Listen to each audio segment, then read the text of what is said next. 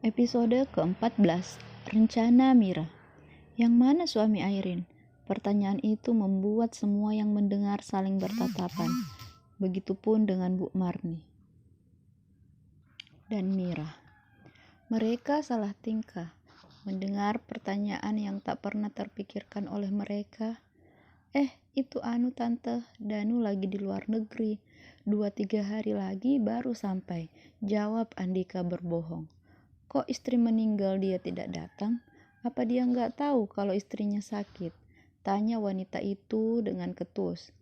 Tahu tante, tapi kan gak ada yang nyangka kalau Airin bakal meninggal, bela Andika. Walaupun dia tak menyukai lelaki itu, tapi dia tak mau mempermalukan Bu Marni dengan membongkar kelakuan anaknya. Karena dia tahu betul kalau Airin sangat disayang oleh mertuanya. Mendengar jawaban Andika, wanita itu lalu keluar memilih duduk di teras. Mungkin dia ingin bergosip dengan para pelayat. Pak Irwan menatap Andika. Lewat mata dia ingin bertanya seolah kebenaran perkataan anaknya itu. Andika berpura-pura tak melihat ayahnya. Melihat situasi itu, Bu Marni mendekat, lalu memperkenalkan diri. Perkenalkan, saya Bu Marni, ibunya Danu. Saya meminta maaf yang sebesar-besarnya kepada keluarga Bapak atas semua kesalahan anak saya.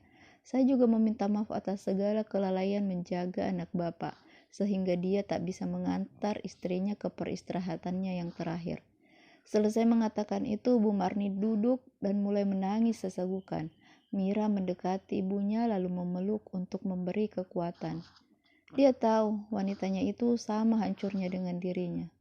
Melihat hal itu, Pak Irwan pun kembali menitikkan air mata. Dia percaya kalau Danu tak ikut mengantar istrinya karena memang lagi di luar negeri. Tak apa, Bu. Ibu sudah menerima anak saya selama ini. Itu sudah membuat kami merasa bersyukur. Saya juga mau minta maaf karena keegoisan kami sampai membuat anak kita menempuh jalan yang salah, ucap Pak Irwan. Mereka saling berjabat tangan.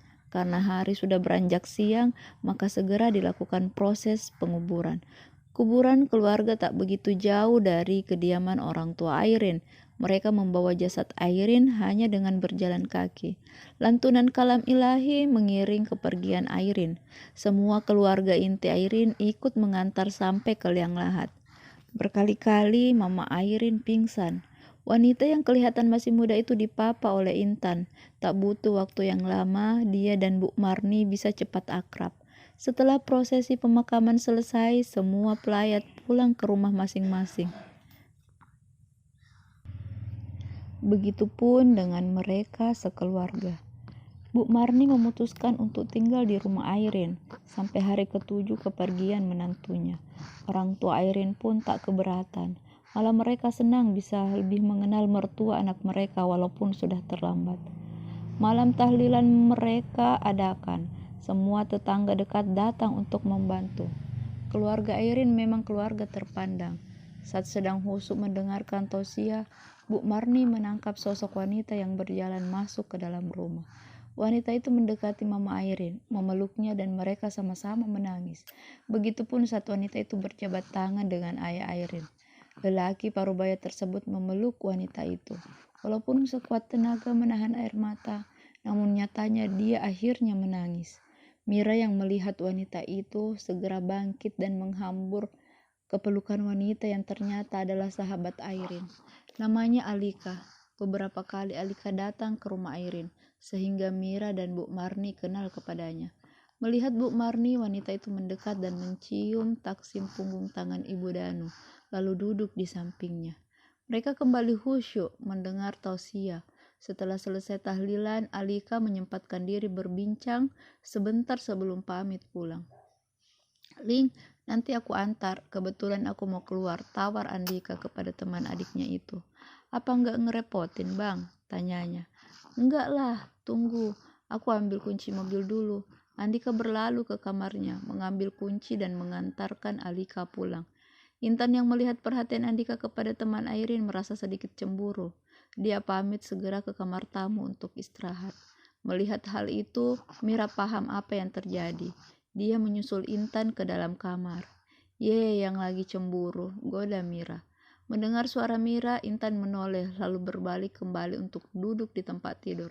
Siapa yang cemburu? Tanya Intan. Dia tak ingin kalau Mira tahu perasaannya kepada Andika. Jangan bohong, Mira gak bisa dibohongin, balas gadis bertubuh imut itu. Sudah deh, aku ngantuk, mau tidur. Intan mengelak membahas soal perasaannya. Mira menghentakkan kakinya, lalu berlalu kembali ke ruang tamu.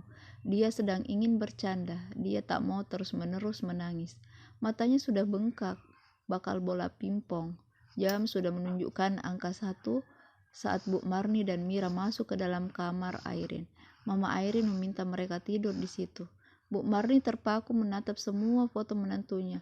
Semasa hidup ternyata Airin memang sosok yang baik dan pintar.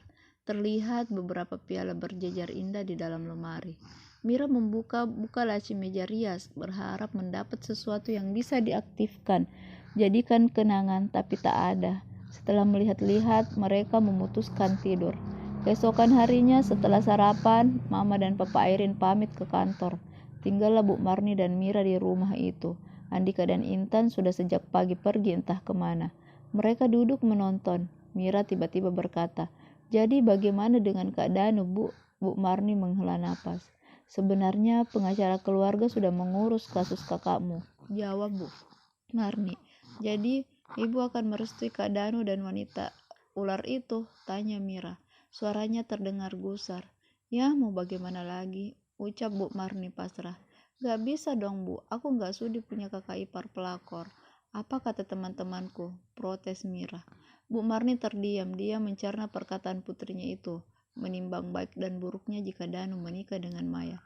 Lagian kalau mereka menikah, apa kata relasi ibu?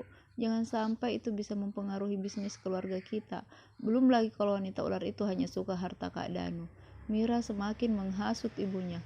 Bu Marni masih terdiam. Sedikit banyak dia membenarkan apa yang diucapkan anak gadisnya.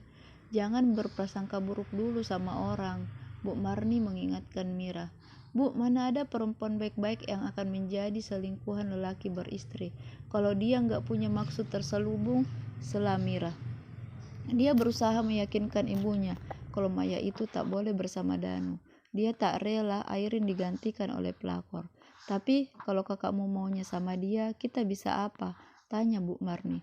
Mira terdiam sejenak. Dia berpikir solusi untuk jawaban ibunya. Tak berapa lama dia tersenyum dan berkata, "Aku tahu solusinya, Bu." Mira mendekat ke ibunya lalu membisikkan sesuatu. Bu Marni yang mendengar ide anaknya itu langsung tersenyum.